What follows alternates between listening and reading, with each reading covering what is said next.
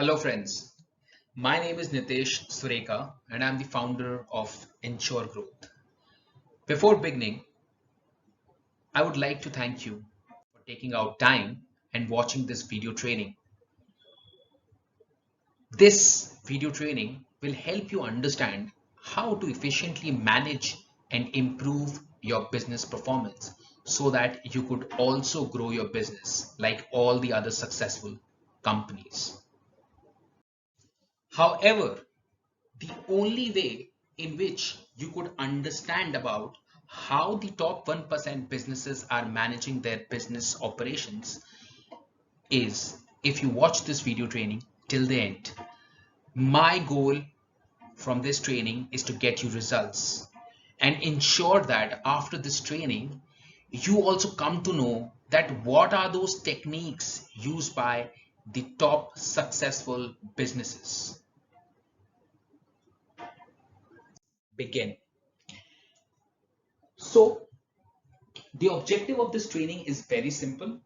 We are here to discuss about three most important things. Number one, what exactly are the problems faced by the majority of business owners and startups? Second, what are the business management techniques used by successful companies? Third, and the most important, how you could also implement these techniques so that you could improve your overall business. So coming to the first point, what are those challenges that majority of the business owners face? Number one, whenever I have a discussion with the business owners, they often come to me and say, see, I have a lot of things on my mind. However, my employees are not capable enough. They don't do the required work. I tell them to do this, they do something else. So the biggest challenge that the majority of the business owners face is difficulty in getting the work done from the employees. Number two, inefficient systems and processes. Through inefficient systems and processes, I mean there is no defined way of doing things. Employee X is doing something else, and employee Y is doing the same thing in a different way. So there is no defined standard process of doing things. And probably the reason why the employees are not performing to their capabilities is because there is no systems and processes. We'll cover in detail about what exactly are systems and processes later in the program. The third and the most vital point, that is inadequate use of data and analysis for key decisions. I'm sure that you must have heard that data is the new oil. Why people are saying that data is the new oil? Because data has power. Majority of the businesses with whom I interact, they fail to utilize the power of data. There is no mechanism in their business to analyze data, to record data, and to make key decisions. We will cover this point as well in the later part of the program. However, let us first understand what are those challenges. Let us understand this with the help of an example.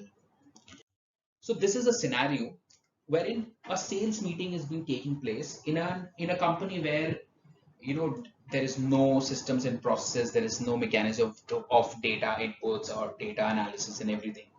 So in this meeting, what has happened that the sales for the month of March has gone down, and the CFO is very annoyed by the performance of the company. So he comes to the meeting and asks his sales manager that tell me what is the reason for decline of sales in the month of March. And these are the common responses that he hears from the sales manager. So the market conditions are very bad, especially because of COVID. Employees in other departments have not been working properly. There has been significant delay from their end, and that is the reason why we were unable to achieve our sales target. The competitions are better, have better products, they have better infrastructures, and that is the reason why we were not able to achieve our targets. And last, so we would perform better in the next month. Friends, these sort of meetings are unproductive. Why? Because it fails to display, it fails to unearth the main and the most vital part, that why the sales have gone down. These are all excuses. There is no insights into this meeting. This, the business owner fails to understand why the sales in the month of March has gone down. All he's been hearing is excuses. So now, contrary to this, let us understand how the sales meeting of an organized company, a successful company, takes place. Same scenario, right? The CFO asks, what is the reason for sales decline in the month of March? The sales manager presents the CFO a comparison of leads generated between the current month and the previous month. They show them the ratio of conversion, that is how many leads were generated and how many leads were converted into sales. What were the team-wise sales in this month and the previous month? What was the geography in which majority of the sales took place, and what was the geography in which the sales were declined, were deteriorating in this month? What were the product-wise sales? So this sort of an analysis helps in understanding whether there was a problem from the marketing team's end in getting the leads generated, or the sales team was not doing a perfect job in the converting those leads generated, and that is the reason why the sales were down in the month of March, or there was a particular team that was not being able to perform better. So these all reasons will help the CFO to understand what exactly went wrong in the month of March. And the simplest part is that if, for example, team A was not performing well, then they could reach out to them and understand what was wrong in the month of March that you guys did not perform to the level that the other teams were performing. These sort of meetings are valuable and they help in understanding what exactly the problem is in the decline in sales, why the sales have gone down, and the next thing that the manager has to do is just to correct it, right? So I'll tell you an example. I'll tell you a quote from Albert Einstein. Albert Einstein once said, if I had an hour to solve a problem, I'd spend 55 minutes thinking about the problem and 5 minutes thinking about the solution. What does that mean? I think the golden rule of performance improvement is not finding solutions, but finding real problems and just reversing it. Providing solutions is the easy part, but the difficult part and the most important part is to identify the real problem the business is facing. Example, whenever you visit a doctor, first we tell them about what are the problems you're facing, and then he gives us medicines to get cured, right? A doctor first asks to get a lot of reports done. A doctor's majority of the efforts goes in understanding the problems of the patients. Similarly, improving business for improving business, one needs to first understand what exactly is the problem. Majority of the businesses don't have a mechanism to identify the problems in the business, and therefore they're not able to succeed. This is what exactly we saw in the last two slides. One company was just giving excuses in their sales meeting. On the other hand, the other company had done detailed analysis of what exactly the problem was. So what are the examples of different analysis that companies could perform in different industries? For example, in a manufacturing industry, production analysis and margin analysis are very important. By production analysis, I mean how much time does it take for a company to prepare one batch? What is the scrap percentage? This will help them in identifying the problems in the production process.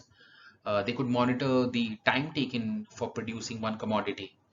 If there are different teams, they could analyze it and understand which team is performing, which machine or team is giving the maximum output. And similarly, the same logic could be applied on the different on the other teams which are not performing to their maximum capacity. Margin analysis. By margin analysis, I mean companies could do a product-wise margin analysis so that they could identify which products are giving them the maximum profits and which products are giving them the maximum losses, so that in the near future they could discontinue the products which are giving them maximum losses, and they could improve their overall profitability. Similarly, there could be department-wise cost analysis to reduce the cost in a particular department. The turnaround time analysis. By turnaround time, I mean how much time does it take to procure a vehicle. For example, in an automobile industry, how much turnaround time does it take to procure one vehicle and to get it delivered to the customer. So I think this is very important. In one of my clients, we worked upon this turnaround time, and we identified which all tasks in this entire funnel is taking the maximum time, and then we recommended the client that this task of, for example, I think it was customer collection documentation was taking the majority of the time, so we built in templates through which this was reduced, and they could, so this helped them in reducing the turnaround time for vehicle delivery, which turned out to be very good for them, and the customers were really happy. So there are a lot of analysis that companies could do, and the only idea behind all these analysis is to understand where the company is going wrong, and so that they could take corrective actions.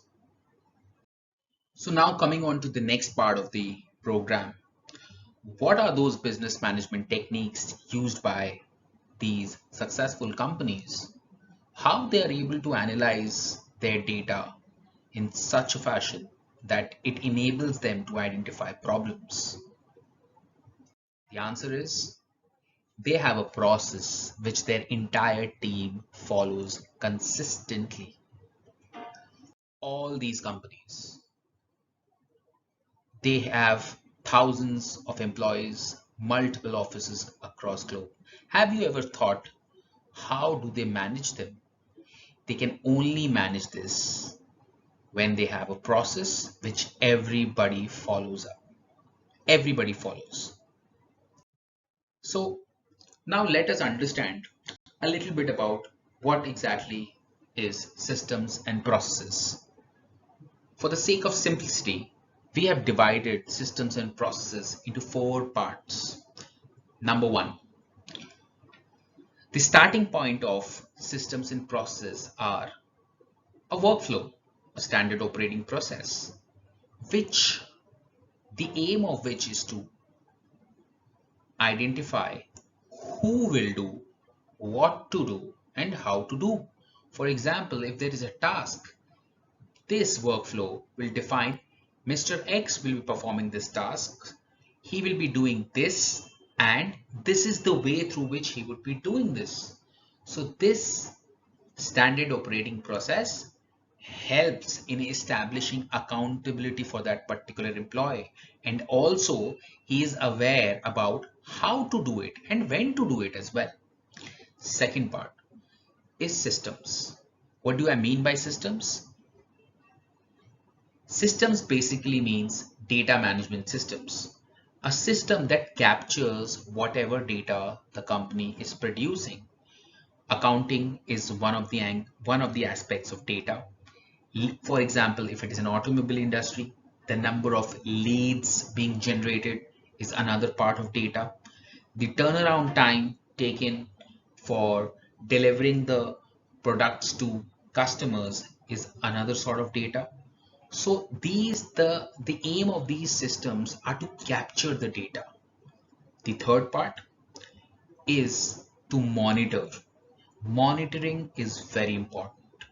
Monitoring means whether the standard operating processes and the data that has been captured is correct or not. So monitoring mechanism helps this part. After monitoring comes analyzing part. Because see, if the data is not correct, then analysis of data does not make any sense. So first monitoring, then analysis. So through this analysis, you'll be able to understand the problems into the business. And these are all analysis that the companies at the helm, they perform. The successful companies perform deep analysis of data so that they could identify problems and subsequently find solutions. Now there are a lot of myths and There are a lot of myths about systems and processes. One of the most common myths that I hear is processes are only for multinational companies and big corporates. It is very difficult for us, small corporates, medium-sized businesses to implement processes and systems. But the fact is, they have processes, and that is the reason why these companies are big. It's not because they are big and that is the reason why they have processes. They are disciplined in their way of doing things, and that's how they have become big. Second, processes means complex systems and difficult to understand and expensive softwares. That's not the truth. Process just means a systematic way of doing things, and it does not require a lot of expensive softwares. There are a lot of tools available in the market which could be implemented with a fraction of cost. So these are all myths, and myths which stops you from achieving success. Now, coming into the most important part, I'm sure you must be waiting for this, is how you could also start building processes. So it is divided for the sake of simplicity. We have divided this into 5 parts.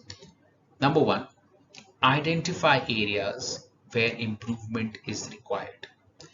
Go through your entire process and identify which all activities are most crucial for generating profits.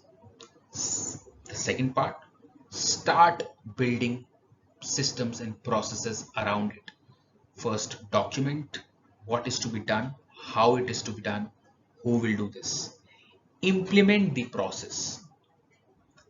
Monitor and take feedbacks. Do a pilot implementation. For example, if you have a team of 10 leaders, right? Implement it with one leader, right? Implement it in one department. Then if it is successful, then try to implement it in another department. So monitor and take feedbacks and then simultaneously improve the processes. I am sure one thing is for sure, performance improvement is not an easy task and it will not happen over a period of a month or two. But if you start, I am very sure that your business will start improving and you will see the benefits of implementing systems and processes. What are the other benefits of systems and processes?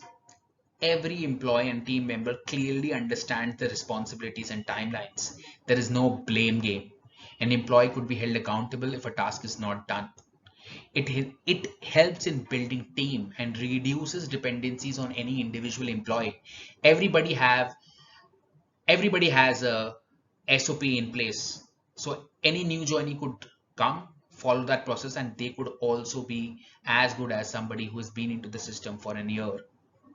It helps in training for new joiners.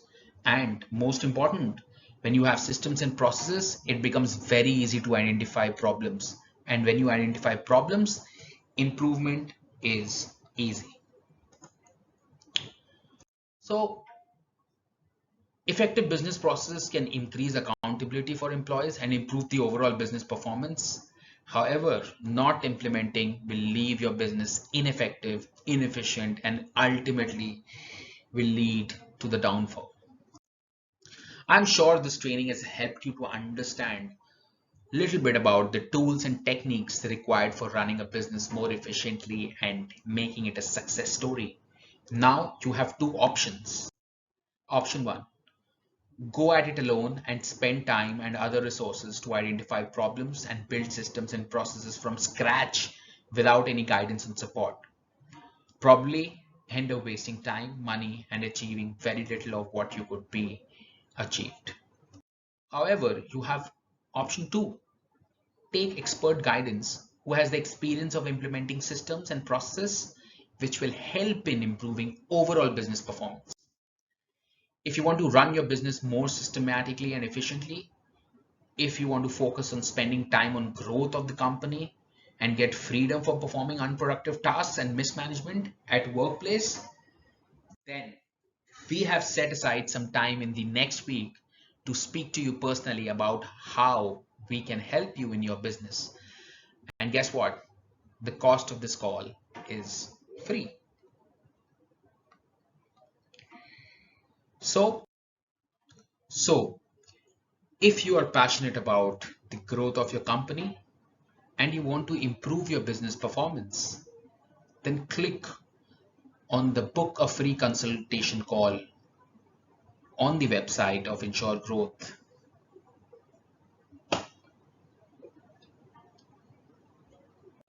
What will happen after you book the call? You'll get a call from one of the experts at Nsure.Growth. During the call, we would discuss about your challenges and ways to evaluate and improve the performance of your business. If we think this program is the right fit for you, then we will let you know about all additional details about this program. Why us? Because we at Nsure.Growth are focused and are passionate about growth and improvement. Our aim is to provide solutions which help individuals and businesses to achieve massive success. For us, success means your growth. So, looking forward to meet you on the other side. Book the call and start your journey of growth with us in Nsure.Growth. Best of luck.